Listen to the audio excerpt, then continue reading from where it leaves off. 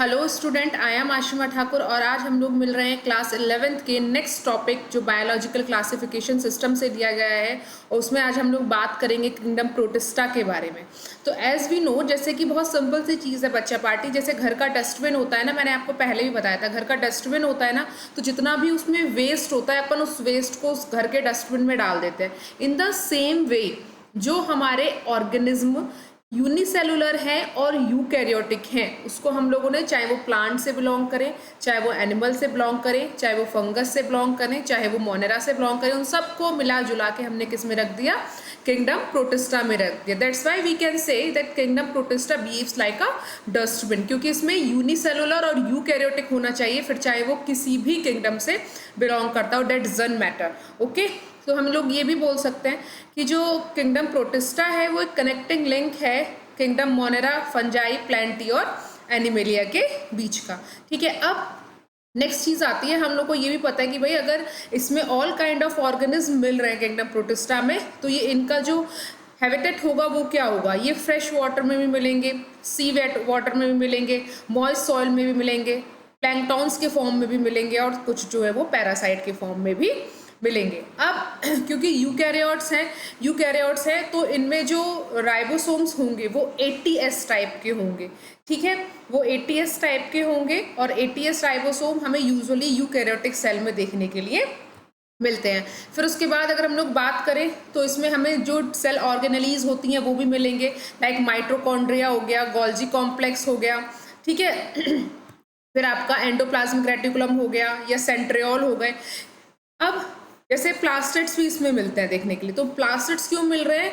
क्योंकि animal cell में तो प्लास्टिड नहीं मिलते, बट प्रोटिस्टा में क्यों मिले? क्योंकि एनिमल सेल से रिलेटेड जो ऑर्गेनिज्म है वो अपन को प्रोटिस्टा में मिलते हैं। तो आपको ये चीज़ ऑलवेज दिमाग में रखनी है कि प्रोटिस्टा में जो जितने भी हमारे सारे बाकी 4 किंगडम है उनसे रिलेटेड सारे कैरेक्टर इसमें देखने के लिए मिल जाएंगे। बस वो ऑर्गेनिज्म क्या होना चाहिए? यूकैरियोटिक और यूनिसेलुलर होना चाहिए फर्स्ट ऑफ ऑल। ठीक है, अब हम लोग अगर मूवमेंट की बात करें बच्चा पार्टी, तो जो मूवमेंट देखने के लिए मिल रहा है तो स्यूडोपोडियल मूवमेंट मिलता है, फ्लैजिलर मूवमेंट, सीलियरी मिलेगा। ठीक है, अब सीलियरी मूवमेंट के बाद रिगलिंग मूवमेंट मिलता है, यानी कि जो लोकोमोशन होता है, जैसे स्लो वॉर्म होता है ना, वॉर्म जैसे चलता है हल्के हल्के हल्के हल्के वैसे चलता है। ठीक है, फिर उसके बाद म्यूसिलेज का प्रोपर्शल देखने के लिए मिलेगा, यानी कि इसमें कोई भी लोकोमोटरी ऑर्गन नहीं होता है, बस क्या होता है अपना जो बॉडी का म्यूसिलेज है, लिक्विड कंटेंट है, उसके हेल्प से क्या करेगा? मूवमेंट शो करता है। ठीक है, तो रिगलिंग मूवमेंट या mucilage movement yes compare to pseudopodial और फ्लैजिलर मूवमेंट कम देखने के लिए मिलेंगे, लेकिन मिलते हैं ऑलमोस्ट। ठीक है, अब जैसे अगर अपन बात करें फ्लैजिलर या सिलियरी मूवमेंट की, तो जैसे ये आप देख सकते हैं 2 टाइप के मूवमेंट, ऑलमोस्ट फ्लैजिला और सीलिया जो है वो एक जैसी स्ट्रक्चर्स होती है, बस बेसिक डिफरेंसेस क्या है मैंने आपको पहले भी बताया था। जो सीलिया होते हैं वो नंबर में थोड़े से कम होते हैं as compare to flagella. Flagella ज़्यादा होते हैं, सीलिया कम होते हैं। ठीक है, यूजुअली जो फ्लैजिला है अगर उसका मूवमेंट देखेंगे तो as you can see here कि यहाँ पे देखो, देख रहे हो आप, पहले इस तरीके से इधर की साइड जाएगा, पहले ये आप देख सकते हैं यहाँ पे पहले फॉरवर्ड स्ट्रोक उसने किया और फिर उसके बाद उसने उसको बैकवर्ड मूवमेंट शो किया। ठीक है, तो फ्लैजिला से ऐसे ऐसे ऐसे ऐसे टाइप का ये मूवमेंट शो कर रहा है। फिर अगर हम स्यूडोपोडिया का स्ट्रक्चर देखेंगे तो स्यूडोपोडिया में जैसे हमें डिफरेंट टाइप के स्यूडोपोडिया आप लोगों को पता है कि जैसे अमीबा में सबसे ज़्यादा स्यूडोपोडिया देखने के लिए मिलते हैं। स्यूडो का मतलब होता है फॉल्स, पोडिया का मतलब होता है फीट।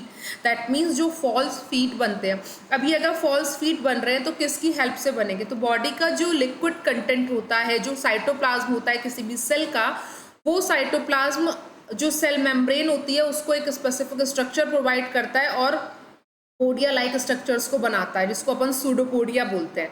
ठीक है, तो साइटोप्लाज्म की हेल्प से होता है। अगर हम लोग बात करें टाइप्स ऑफ सूडोपोडिया जो प्रोटिस्टा में देखने के लिए मिल रहा है, तो लोबोपोडिया मिल जाएगा, एक्सोपोडिया मिल जाएगा, फ्लापोडिया मिल जाएगा और रेटिकुलोपोडिया मिल जाएगा। अब इसमें बेसिक डिफरेंस क्या है?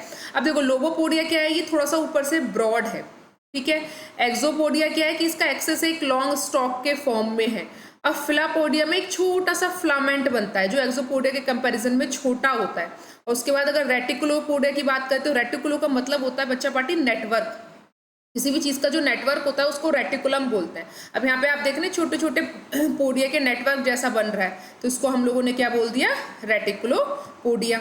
फिर अगर न्यूट्रिशन की बात करते हैं तो न्यूट्रिशन, अब क्योंकि इसमें मोनेनेंस से रिलेटेड भी मिलेगा, प्लांट जैसा भी, एनिमल्स जैसा भी और फंगस जैसा भी, तो फोटोसिंथेटिक भी मिलेगा, होलोजोइक भी होगा, parasitic, mixotrophic, symbiotic and the pinocytosis. ठीक है। फिर उसके बाद अगर हम देखें रेस्पिरेशन, तो रेस्पिरेशन भी एरोबिक भी मिलता है, एनारोबिक भी मिलता है। ठीक है, आपको एनारोबिक और एनारोबिक में डिफरेंस पता ही होगा। एरोबिक हो गया ऑक्सीजन की प्रेजेंस में, एनारोबिक हो गया ऑक्सीजन की एब्सेंस में। रिप्रोडक्शन भी क्या हो सकता है, सेक्सुअल और एसेक्सुअल बोथ टाइप का हो सकता है। अब अगर एसेक्सुअल होगा तो बाइनरी फिशन होगा, मल्टीपल फिशन होगा, स्पोर फॉर्मेशन होगा या बडिंग होगा, जिसको मैं आपको प्रीवियस क्लासेस में समझा चुकी हूँ। आप लोग प्लीज प्रीवियस वीडियो को देख लेंगे अगर आपको ये टर्म समझ में नहीं आ रही है तो, और फिर भी कोई डाउट रहता है तो please ping me, I will explain again. ठीक है। फिर सेक्सुअल रिप्रोडक्शन देखेंगे तो उसमें सिनगैमी और कॉन्जुगेशन देखने के लिए मिलता है। तो सिनगैमी और कॉन्जुगेशन भी मैं अपनी प्रीवियस वीडियो में आप लोगों को एक्सप्लेन कर चुकी हूँ। यूजुअली कॉन्जुगेशन में क्या होता है कि दो इंडिविजुअल एक दूसरे के कॉन्टेक्ट में आते हैं, और सिनगैमी में क्या होता है, गैमीट्स एक दूसरे के कॉन्टेक्ट में आते हैं। ठीक है। यूजुअली जो सिनगैमी होता है, अगर हम लोग कॉमनली देखें तो जो सिनगैमी होता है बच्चा पार्टी, वो 3 टाइप का होता है। एक आपका होता है आइसोगैमी, एनाइसोगैमी, और फिर थर्ड जो होता है वो ऊगैमी टाइप हो जाता है। ठीक है। तो ये 3 टाइप ऑफ आपके जो सिनगैमी टाइप के रिप्रोडक्शन मिलते हैं वो देखने के लिए मिलता है। यानी कि जो सिनगैमी है वो गैमीट्स की स्ट्रक्चर पे बेस्ड होके 3 टाइप की होती है, ऊगैमी, एनाइसोगैमी एंड आइसोगैमी। ठीक है, जिसको मैं नेक्स्ट वीडियो में एक्सप्लेन कर दूंगी। फिर है, या फिर मैंने अपनी शॉर्ट्स में भी इसको एक्सप्लेन किया, यू कैन सी देयर। ठीक है। अब लाइफ साइकिल कैसी होगी, लाइफ साइकिल क्या होती है, या तो जाइगोट में मियोसिस होगा या फिर गैमीट में मियोसिस होगा। ठीक है। और देखो यूजुअली जो मियोसिस होता है उसमें क्या हो रहा है कि जो माइटोसिस होगा उसमें ग्रोथ, और मियोसिस में जो सेल का नंबर है, डिवीजन है, वो देखने के लिए आपको मिलेगा। फिर हम जो मेजर ग्रुप ऑफ प्रोटिस्टा की बात करें तो यूजुअली जो 3 ग्रुप्स होते हैं प्रोटिस्टा के वो मेजर होते हैं, as you can see here. एक फोटोसिंथेटिक मोड वाले मिलेंगे जो प्लांट किंगडम से बिलोंग कर रहे होंगे, मतलब होंगे यूनिसेलुलर यूकैरियोट, कुछ प्लांट के कैरेक्टर होंगे, तो हमने इसको प्रोटिस्टा में रखा। फिर कंपोजर टाइप होंगे, कंपोजर टाइप है तो वो फंगस से बिलोंग करेंगे, लेकिन वो यूनिसेलुलर है, यूकैरियोटिक है, तो उसको प्रोटिस्टा में रखा। फिर प्रोटोजोन होंगे तो वो एनिमल से बिलोंग करते हैं, एनिमल किंगडम से, लेकिन वो यूनिसेलुलर है, और यूकैरियोट सॉरी यूनिसेलुलर है, यूकैरियोट है, तो उसको हम लोगों ने किंगडम प्रोटिस्टा में रख दिया। ठीक है। अब और बेसिक से कैरेक्टर अगर हम लोग इसके टाइप देखेंगे तो जो फोटोसिंथेटिक प्रोटिस्टेंस हैं उनके जो एग्जाम्पल्स हैं वो आपको जो देखने के लिए मिलेंगे वो आपको यहाँ पे मिलेंगे, डायनोफ्लैजिलेट्स मिलेंगे। ठीक है। फिर क्राइसोफाइट्स मिलेंगे आपको देखने के लिए। फिर उसके बाद आपके यूग्लिनॉइड्स मिलेंगे। अगर हम कंज्यूमर की बात करें तो डीकम्पोजर मिलेगा प्रोटिस्ट, जो आपके कंज्यूमर डिकम्पोजर प्रोटिस्ट है उसका एग्जाम्पल है स्लाइम मोल्ड्स। जो प्रोटोजोन प्रोटिस्ट है उनका जो एग्जाम्पल है वो फ्लैजिलेटेड है, अमीवॉइड है, स्पोरोजोन्स है, सीले, इनके सब के बारे में अपन डिटेल में बात करने वाले हैं। फिर अगर हम लोग नेक्स्ट देखते हैं बच्चा पार्टी, तो यहाँ पे आपको जो मिल रहा है फोटोसिंथेटिक प्रोटिस्ट, यानी कि जो आपका फर्स्ट वाला है उसके बारे में, जो उसका जो फर्स्ट एग्जाम्पल है वो है डायनोफ्लैजिलेट्स, यानी कि एक टाइप की एल्गी होती है। ठीक है। अब इस एल्गी की क्या क्या प्रॉपर्टीज है अपन इसके बारे में बात करेंगे। अगर अपन देखें तो मोस्टली मैरीन है या कुछ फ्रेश वाटर है। ठीक है। तो जो प्रोटिस्टर एल्गी डायनोफ्लैजिलेट्स हैं ये ज़्यादातर मैरीन वाटर में मिलती हैं, लेकिन कोई कोई हमें फ्रेश वाटर में देखने के लिए मिलती है। होती क्या है, यूनिसेलुलर होंगी, मोटाइल होंगी, बायोफ्लैजिलेट, बायोफ्लैजिलेट मतलब इसमें 2 फ्लैजिला मिलते हैं। ठीक है। और ये क्या होता है इनका यूजुअली जो, वैसे तो ये बहुत सारे कलर में मिलेगी, जैसे ये आपको येलो कलर में मिलेगी, ग्रीन, ब्राउन, ब्लू, रेड। ठीक है। या फिर गोल्डन ब्राउन कलर में आपको ये देखने के लिए मिलेगी। अब ये इसमें डिफरेंट कलर्स क्यों हैं, क्योंकि इसमें जो कलर का पिगमेंट मिलेगा उस कलर के या आपको देखने के लिए डायनोफ्लैजिलेट्स मिल जाएंगे, कि इसमें डिफरेंट कलर के जो पिगमेंट्स हैं, कलर पिगमेंट्स, वो प्रेजेंट होते हैं। ठीक है। अब जैसे आप लोग रेड सी के बारे में जानते हैं, तो लेकिन वो रेड सी का जो कलर है वो रेड क्यों है, बिकॉज उसमें डायनोफ्लैजिलेट्स मिल रहे हैं। अब ये डायनोफ्लैजिलेट्स जो है, कौन सा डायनोफ्लैजिलेट है जो उसके कलर को रेड बना रहा है, वो है हमारा जिम्नोडियम या फिर गोनियोलेक्स। ठीक है। जिससे उसका कलर क्या हो रहा है, रेड सी का जो कलर है वो रेड हो जा रहा है। ठीक है। ये इतने ज़्यादा अमाउंट में वहाँ पे अवेलेबल है कि उन्होंने पूरा जो बेस है, जो बॉटम है सी का, उसको रेड रेड जैसा दिखा दिया, तो लगता है कि जैसे वो रेड कलर का है। टॉक्सिसिटी भी है। फिर फ्लैजिला, जैसे हम लोग जानते हैं बाइफ्लैजिलेट्स हैं, लेकिन वो बाइफ्लैजिलेट्स है तो जो फ्लैजिला है वो कैसे है नेचर में, हेट्रोकॉन्ट है। हेट्रोकॉन्ट का क्या मतलब होता है, एक बड़ा एक छोटा, यानी कि वो फ्लैजिला अलग अलग शेप में होंगे, छोटे साइज में डिफरेंस होगा। फिर पोजीशन डिफरेंस भी है। पोजीशन डिफरेंस क्या होगा, एक ट्रांसवर्स पोजीशन पे होगा और एक क्या होगा, लॉन्गिट्यूडनल पोजीशन पे होगा, ठीक है। और ये जो फ्लैजिला है ये एक व्हर्लिंग मूवमेंट को शो करेंगे, यानी कि ऐसा सर्कुलर मूवमेंट ये इस तरीके से शो करते जाते हैं, ठीक है। आपको समझ में आ रहा होगा। फिर क्या है कि chromosomes don't have histone protein and RNA, यानी कि जो इनके क्रोमोसोम्स होते हैं उसमें, जैसे मैंने आपको बताया था मोनेरा में क्या मिल रहा था हमें, न्यूक्लियर रीजन को हम लोगों ने बोला न्यूक्लियोइड है। न्यूक्लियोइड क्यों है, क्योंकि उसमें जो उसका जेनेटिक मटेरियल उसके चारों तरफ कोई भी क्लियर बाउंड्री नहीं होती है, ठीक है। अब उसका जो न्यूक्लियोप्लाज्म है वो साइटोप्लाज्म से मिल जाता है, इसलिए अपन उसको क्या बोलते हैं, प्लास्टिड्स। बट इसमें क्या है कि इसमें ऐसा कुछ नहीं है, इसमें क्लियर बाउंड्री तो होती है, बट जो यूकैरियोट्स में यूजुअली अगर हम लोग देखें तो हमें सेल के 3 टाइप मिलते हैं, प्रोकैरियोट्स, यूकैरियोट्स आप लोग जानते हैं, मैं बता चुकी हूँ। एक होता है मीजोकैरियोट्स। मीजोकैरियोट्स में क्या होगा, जैसे प्रोकैरियोट्स में होता है ना, सेल न्यूक्लियर मेम्ब्रेन नहीं होगी तो उसका न्यूक्लियर रीजन को क्या बोलते हैं अपन, न्यूक्लियोइड। फिर जो यूकैरियोट्स है उसमें प्रॉपर जो न्यूक्लियर मेम्ब्रेन है वो होगी तो उसका न्यूक्लियोप्लाज्म सेपरेटेड रहता है फ्रॉम द साइटोप्लाज्म। बट जो आपके मीजोकैरियोट्स होते हैं, मीजोकैरियोट्स में क्या होता है कि उनके पास न्यूक्लियर मेम्ब्रेन तो है, बट उनके जेनेटिक मटेरियल के पास, उनके डीएनए के पास हिस्टोन प्रोटीन्स अवेलेबल नहीं है, ठीक है। फिर नेक्स्ट अगर हम लोग बात करें प्लास्टिड्स हैं तो उसमें कौन कौन सा क्लोरोफिल मिलेगा, क्लोरोफिल ए मिलेगा, क्लोरोफिल बी मिलेगा। फिर अब इसमें जैसे कोई भी जो एनिमल होता है वो कुछ ना कुछ स्टिमुलस पे एक रिस्पॉन्ड देता है, तो इसमें अपने डिफेंस के लिए इसमें कुछ ट्राइकोसाइट्स और नेमेटोसाइट स्ट्रक्चर्स मिलती हैं जो अपने प्रिडेशन के लिए क्या करते हैं, कुछ टॉक्सिक को रिलीज करती हैं या फिर पिंचिंग वाला काम भी करती हैं, ठीक है। फिर रिजर्व फूड मटेरियल बहुत इंपॉर्टेंट होता है, आपको याद रखना है कि जितने भी हमारे प्रोटिस्टेंट्स हैं उसमें जो रिजर्व फूड मटेरियल है वो क्या है, तो वो हमारा क्या है, स्टार्च एंड ऑयल है।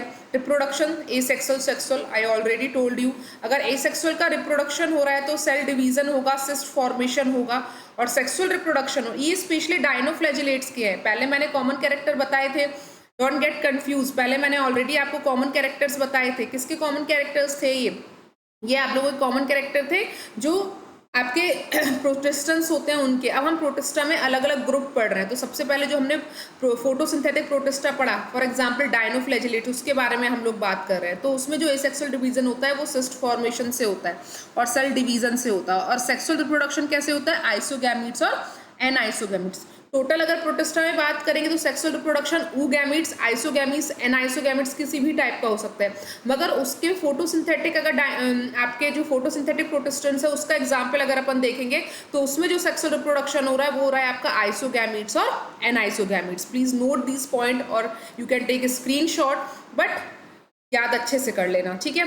फिर एग्जाम्पल अगर हम लोग देखेंगे तो ग्लोनोडियम मिलेगा, पैरिडाइनियम मिलेगा, जिम्नोडियम मिलेगा, गोनियोलेक्स मिलेगा, सेरेटियम मिलेगा, नॉक्टिड्यूका मिलेगा, ठीक है। इसके एग्जाम्पल्स भी याद रख लेगा, पूछ लिए जाते हैं। फिर डायनोफ्लैजिलेट्स, एक बहुत चीज़ होती है कि जितने भी हमारे डायनोफ्लैजिलेट्स हैं ये कुछ टॉक्सिक कंपोनेंट्स को रिलीज करते हैं।